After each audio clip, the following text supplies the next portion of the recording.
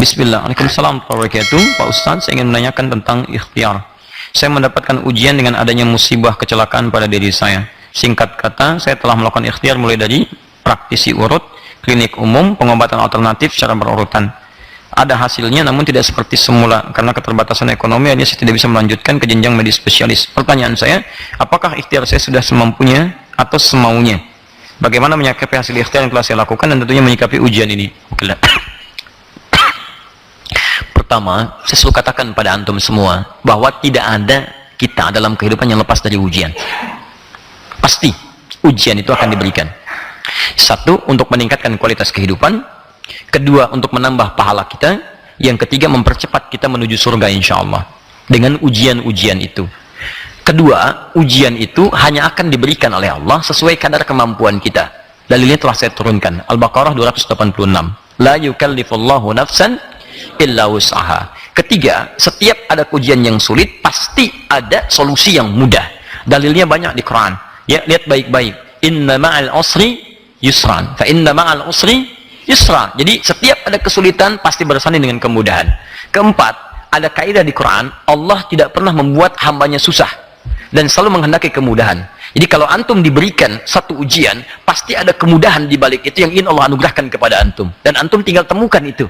Dalilnya Quran surah kedua ayat 185, pertengahan ayatnya, yuridullahu bikumul yusra wala yuridu bikumul usra.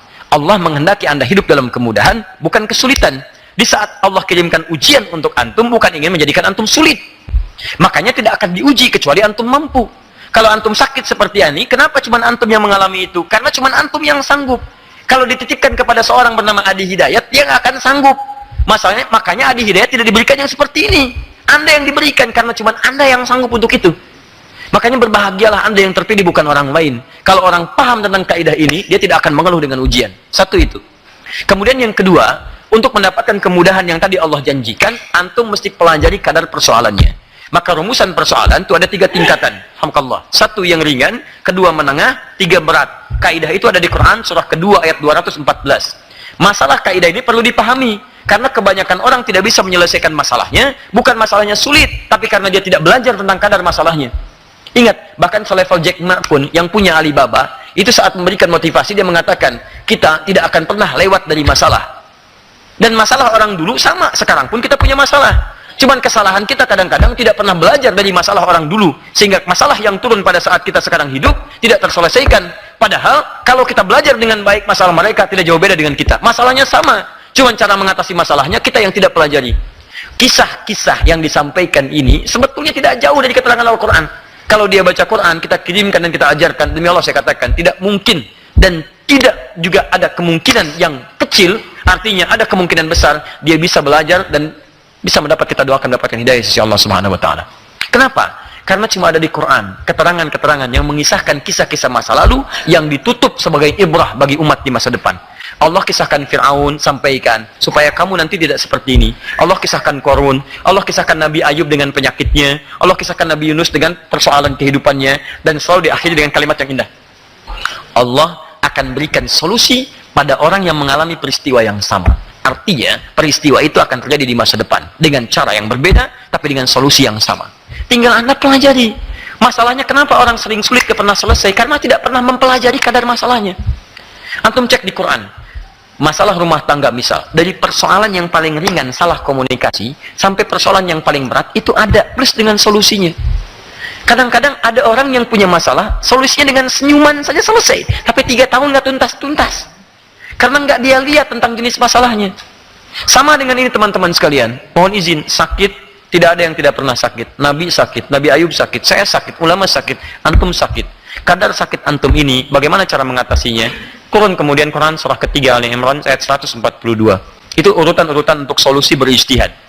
Ya, apa diantaranya? Am hasibtum an tadkhulul jannata walamma ya'lamillahu alladhina jahadu minkum wa ya'lamas sabirin. 1, Allah dengan turunnya ujian itu ingin mengantarkan Anda ke surga dan menuntut Anda untuk serius mengatasinya. Kalimatnya menggunakan jahadu dari kata al-juhdu, punya 3 akar kata. 1, kesungguhan merencanakan disebut dengan ijtihad. Anda lihat, oh ini saya punya penyakit ini, musibah, alhamdulillah saya yang terpilih oleh Allah, maka saya ditantang kemudian dengan adanya ini supaya saya dengan izin Allah mengatasi penyakit ini. Ikhtiar, rencanakan. Mana pilih dokter yang baik sesuai dengan budget yang Allah kirimkan. Jangan rasakan kurang cukup pada Allah, Anda kembali kepada Allah, maka Allah tidak punya batas dalam rezekinya. Minta. Kadang-kadang rezeki yang datang cepat itu bukan dari kerja keras Anda untuk berusaha. Kadang-kadang ketika Anda bermohon khusyuk kepada Allah Subhanahu wa taala, di situ datang solusi. Bukankah tidak sedikit Anda melihat orang-orang punya masalah berat, tidak punya uang, tiba-tiba viral kisahnya, dia bermohon kepada Allah, datang orang lain dikirimkan oleh Allah Subhanahu wa taala dengan izin Allah mengobati penyakitnya. Dengan izin Allah. Tidak menutup kemungkinan. Dekati Allah, rencanakan, mana nih ikhtiar saya yang cocok sesuai dengan rezeki yang Allah titipkan pada saya. Datang. Kemudian jihad dengan fisik. Setelah direncanakan, tahu, datang. Setelah itu mujahadah, ini yang paling berat. Mujahadah itu artinya memerangi perasaan-perasaan yang tidak tepat dalam diri kita. Seperti ini misalnya. Begitu sudah ikhtiar, Allah menuntut pada Anda dengan penyakit itu, ikhtiar Anda, bukan sembuhnya Anda. Sembuh itu urusan Allah, bukan urusan Anda. Kadang-kadang ada orang yang telah ikhtiar kemana-mana, dokternya bagus, uang banyak, tapi nggak sembuh-sembuh. Karena yang Allah tuntut dari penyakitnya bukan sembuhnya, kedekatannya dengan Allah Subhanahu wa taala. Bukankah saat sakit dia banyak istighfar? Bukankah saat sakit banyak berdoa? Bukankah saat sakit banyak bertobat? Itulah yang bisa mengumpulkan pahala.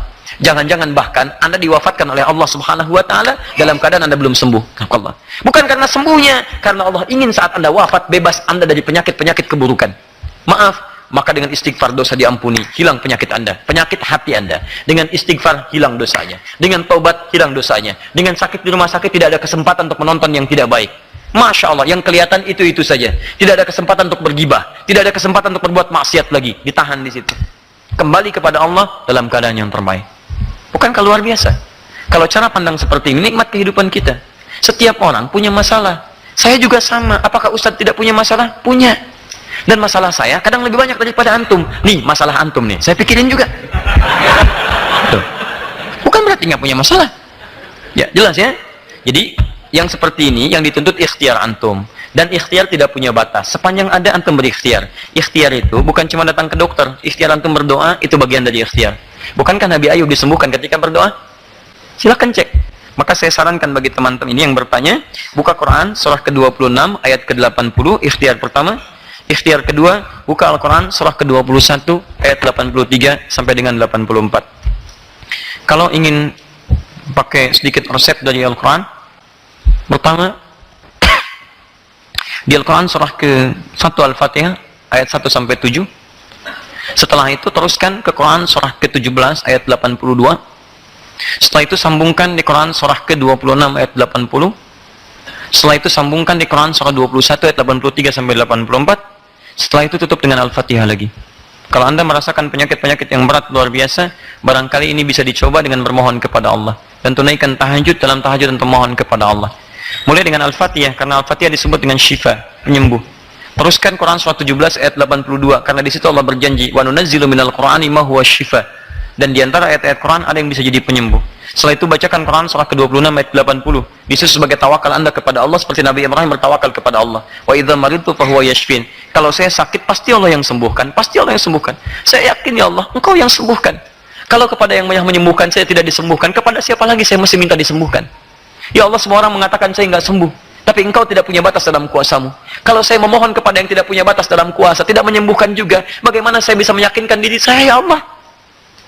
Ya Allah, kepada siapa lagi saya mesti bermohon? Minta. Lalu kemudian gunakan amalan, lakukan amalan seperti Nabi Ayub pernah mengamalkannya. Quran surah 21 ayat 83 sampai 84. Di akhir ayatnya ketika Allah menjawab doa Nabi Ayub dan menyembuhkannya, Allah sampaikan wa dzikra lil abidin. Kami sampaikan kisah ini untuk mengingatkan hamba-hamba Allah di masa depan, kalau punya penyakit yang sama, lakukan amalan seperti Ayub, kami akan menyembuhkannya. Terakhir, akhir dengan Al-Fatihah dan bermohon kepada Allah Subhanahu wa taala. Tingkatkan kemudian takwa kepada Allah. Hasilnya, nggak usah tunggu hasil, karena Allah yang menentukan hasilnya. Maka ketika Anda tawakal dengan izin Allah, ketika ini Anda amalkan, mendekat kepada Allah, penyakit belum sembuh pun dalam pandangan manusia, tapi hati Anda sehat. Tenang. Pilih mana? Pilih mana? Sakit tapi tenang, atau sehat tapi gelisah? Sehat tapi gelisah, atau sakit tapi tenang? Tidak ada pilihan ketiga dan nggak usah maksa. Pilih mana? Sehat tapi gelisah, atau sakit tapi tenang? Baik. Sudah. Sehat tapi tenang. Ya, itu pilihan Anda. Tapi kadang-kadang ada yang diinginkan Allah mendapatkan ketenangan dalam sakitnya. Ada seorang ulama luar biasa solehnya. Itu kalau sepekan nggak sakit, nangis dia. Ya Allah, dosa apa saya sampai nggak sakit dalam sepekan ini? Nangis. Karena beliau membaca keterangan Nabi sallallahu alaihi wasallam, Allah akan menurunkan ampunan bagi orang yang sakit. Sakit itu bersanding dengan ampunan. Artinya saat dia sakit itu dia memohon istighfar kepada Allah, ampunan. Ya, begitu mendekat kepada Allah, ampunan diberikan. Ya, tetap saja kalau sakit misalnya tidak memohon istighfar, tidak mohon ampunan, nggak akan juga diampuni dosanya. Ya, alhamdulillah, saya sakit, masya Allah, diampuni dosa, masya Allah. Makanya orang yang punya banyak masalah, ketika dicari-cari sakit, ya, bukan berarti dosanya hilang kalau dia tidak bertobat kepada Allah Subhanahu Wa Taala. Halo, antum nggak usah pikir yang macam-macam. Kita di pengajian ya, fokus pada apa yang kita sampaikan saja. Jadi teman-teman sekalian, saya ingin tegaskan kepada antum, kadang-kadang ada ketenangan. Nah, Syekh Alim ini dia menangis. Kenapa Syekh? Saya kok tidak sakit? Kenapa antum pengen sakit? Bukan karena sakitnya. Saya takut dalam sepekan ini ada dosa yang belum diampuni oleh Allah Subhanahu Wa Taala. Bukankah Allah mengampuni dosa orang yang sakit? Saya takut sepanjang sepekan ini ada dosa yang tidak diampuni oleh Allah Subhanahu Wa Taala. Makanya saya katakan kepada antum, kalau antum ingin sehat tapi tenang, maka jaga dari maksiat, jaga dari perbuatan dosa. Maka Allah akan berikan ketenangan pada jiwa antum, sekalipun keadaan dunia kita tidak seperti terlihat yang lainnya. Karena ketenangan itu tidak harus berimbang dengan kekayaan. Ketenangan tidak harus berimbang dengan tingginya kedudukan. Tapi ketenangan hanya bisa diraih ketika Anda mendekat kepada Allah Subhanahu Wa Taala. Ala bidzikrillahi tatmainnul qulub. Quran surah 13 ayat ke-28. Yakinlah kalau zikir Anda benar kepada Allah, dekat dengan Allah, maka hati Anda akan lekat dengan ketenangan. Karena itu, saya ingin tutup dengan satu kalimat-kalimat dari para ulama. Jika Anda ingin mewujudkan ketenangan itu, berlombalah dengan orang soleh untuk meningkatkan kebaikan. Jika Anda belum mampu berlomba dengan orang soleh meningkatkan kebaikan, maka berlombalah dengan para pendosa untuk beristighfar dan bertobat kepada Allah Subhanahu Wa Taala. Assalamualaikum warahmatullahi wabarakatuh.